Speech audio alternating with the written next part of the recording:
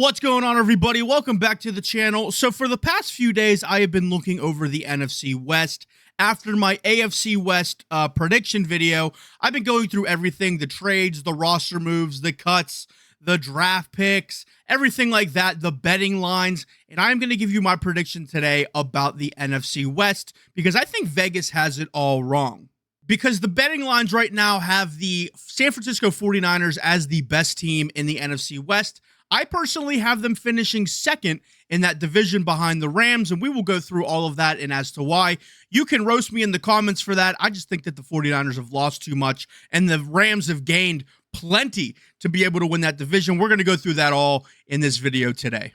So my name is Benny Yinzer. I am with Hail Mary Media, and we are going to break down the 4 teams in the NFC West, where all the smart money's going with these picks, where Vegas may have gotten it wrong. We're going to break down the draft picks, the moves, everything that's going to go into it, their schedule, and we are going to predict why I believe the Rams are going to win the NFC West this year.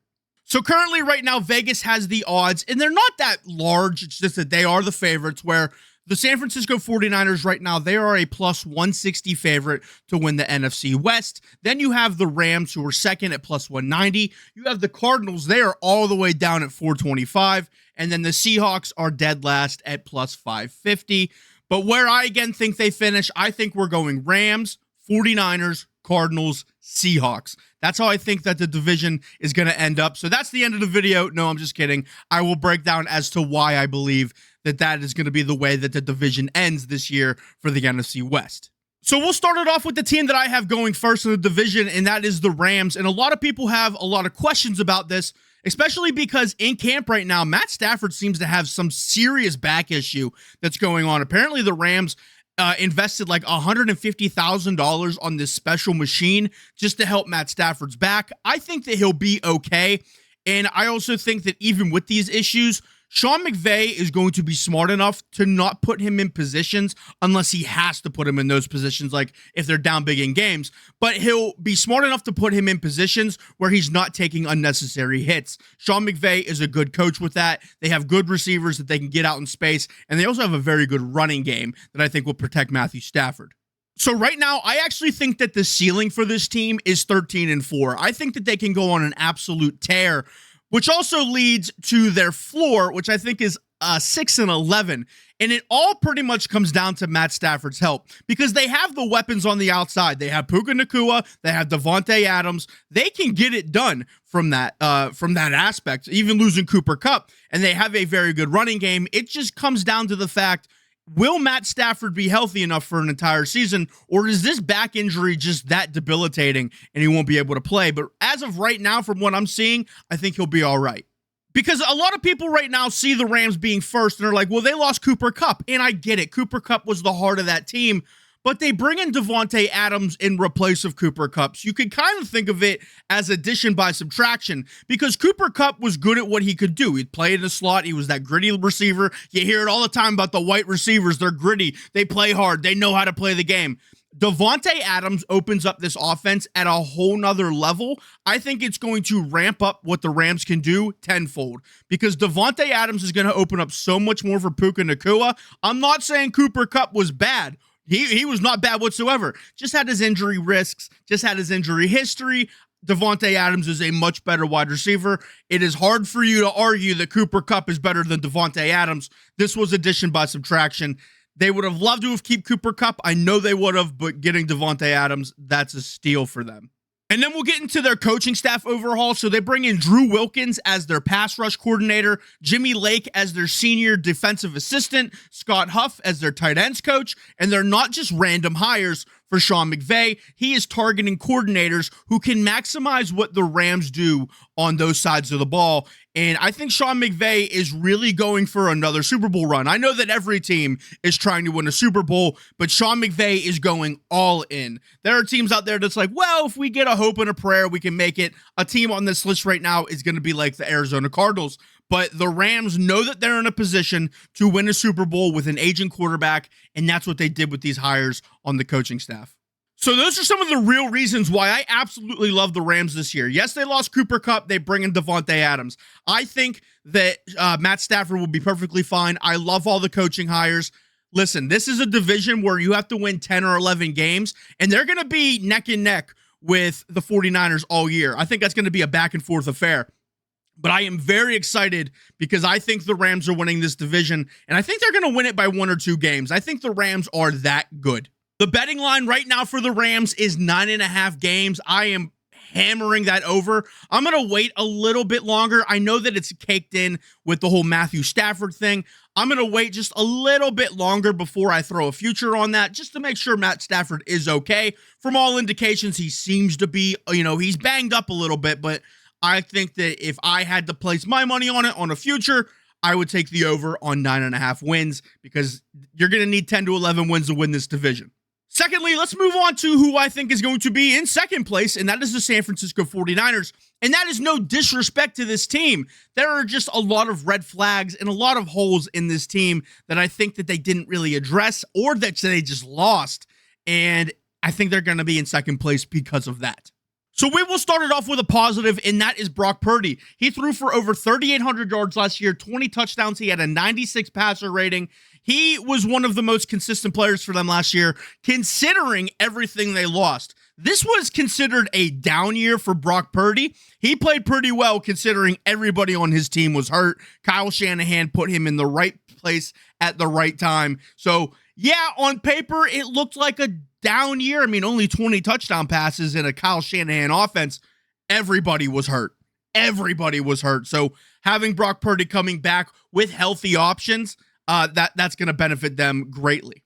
Another positive for them, they have the easiest schedule in the entire NFL. Their opponents last year had a combined win percentage of just .415. It is so easy for them to just cakewalk some of these teams that they're playing because they were so bad last year that they actually get an easier schedule, and they were bad not because they were a bad team. They were bad because they were just injured. So they get the benefit this year of having a cakewalk schedule. So freaking easy.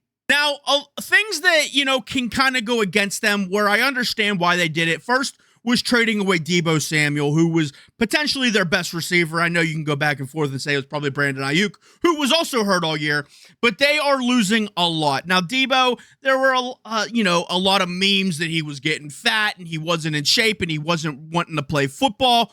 Listen, he was still a great target and he was good at what he did, which was pretty much everything in that 49er offense. You could put him in the backfield. You could put him out wide. You could put him in the slot. You could put him at a wildcat quarterback. The guy was very good. He was very versatile. And yeah, he had his injury risks and people said that he was getting fat. I thought he was fine.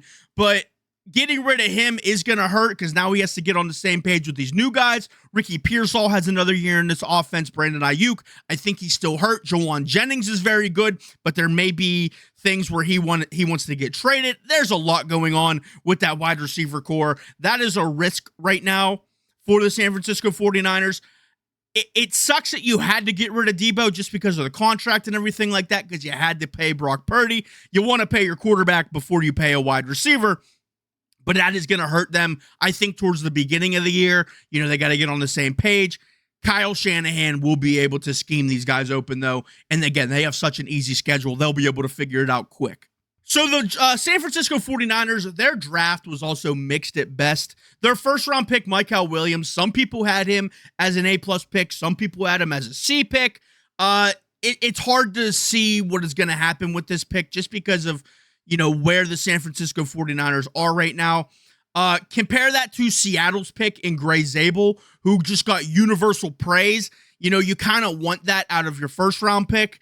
The San Francisco 49ers didn't get that. So we're going to have to wait and see on Mykel Williams. I don't think it was a horrible pick, but again, you want everybody being like, slam dunk perfect. That's what you got to do. You want your first round picks to be home runs. You don't want them to be like, well, maybe they'll be good. Maybe. So we'll see what happens with Mykel Williams. And again, this team was very bad last year just because of the injury bug. Hopefully it doesn't hit them again this year.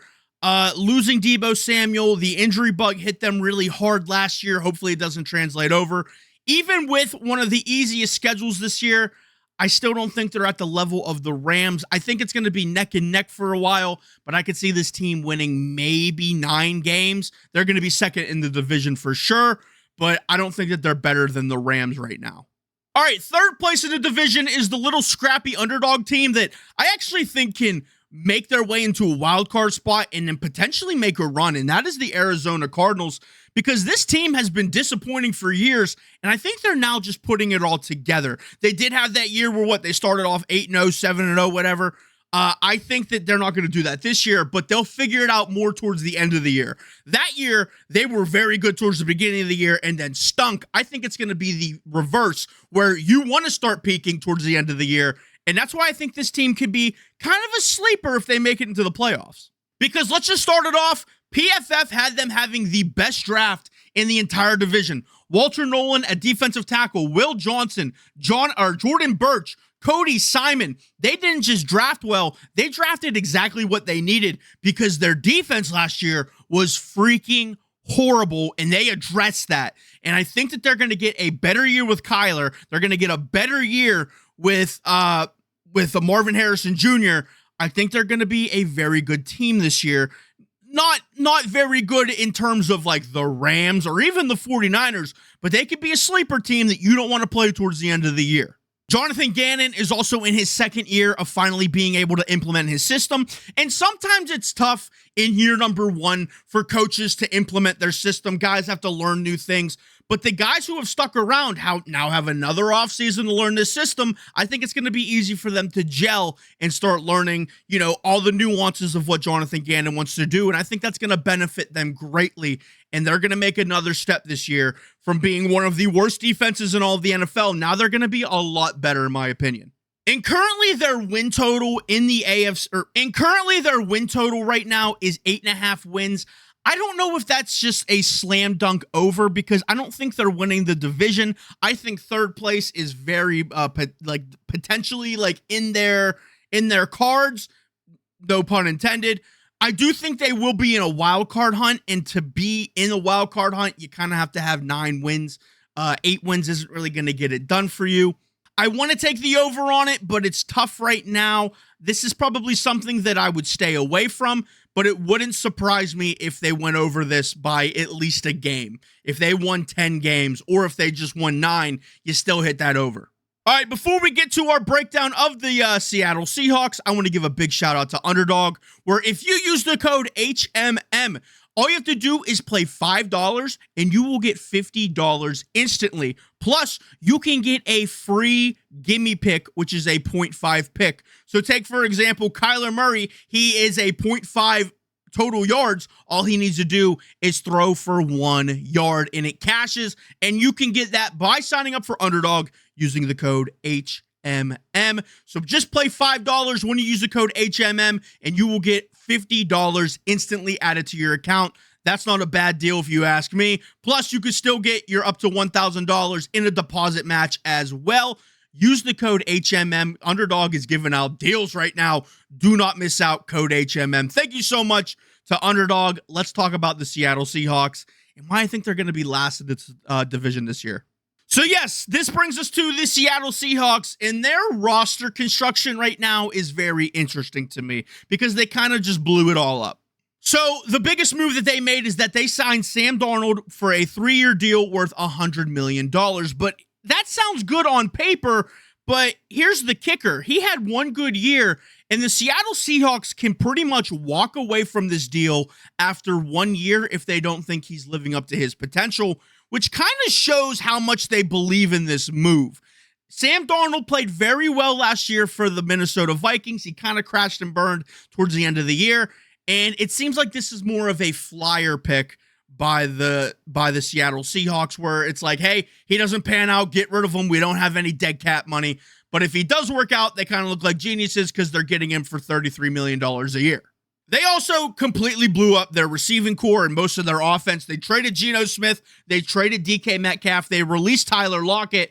Their entire receiving room last year, except for JSN, is gone. Now, they do bring in Cooper Kupp, who is a 31-year-old who does have injury problems, where I still think he can play. He's going to be able to open up some things for JSN. And then Torrey Horton on that team as well, I'm looking forward to a lot. But again, these are still some young guys other than Cooper Kupp. Cooper Kupp has been there, but now he's in a new system with a new quarterback, so we'll see how that goes. But, Can JSN and Sam Darnold get on the page quick? JSN has never been a wide receiver 1 in the NFL. He did put up good numbers, but he wasn't the number 1 guy. That was DK Metcalf, so we'll see what happens with them towards the beginning of the year if they already have that chemistry.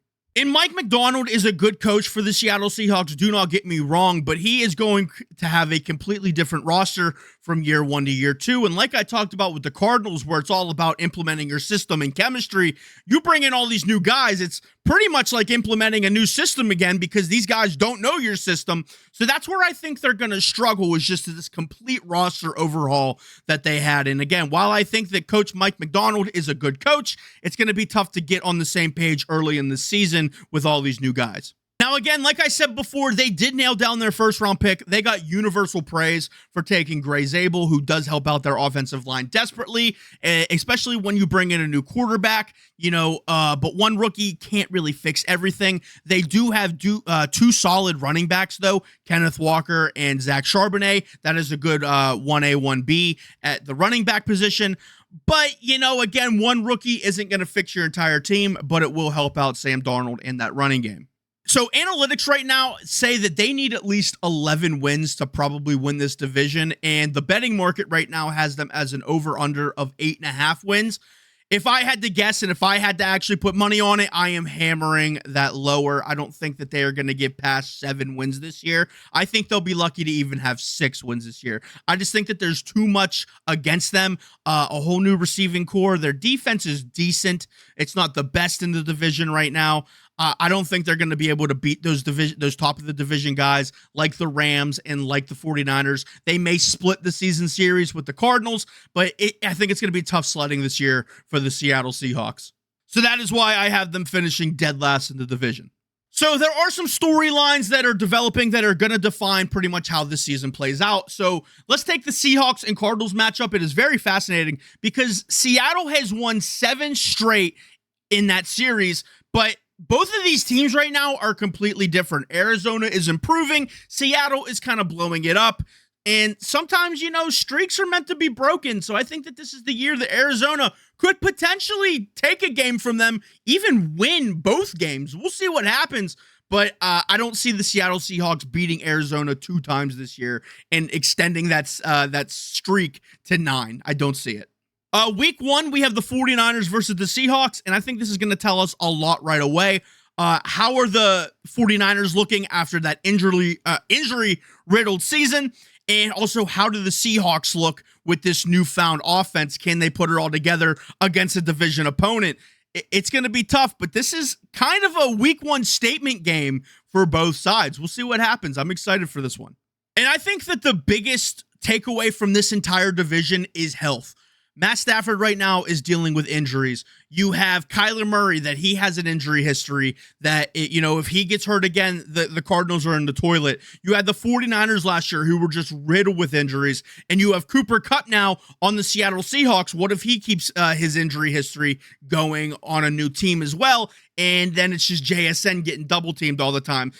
Do they have other players on that team that are able to open it up for JSN? I don't know. It is tough to say.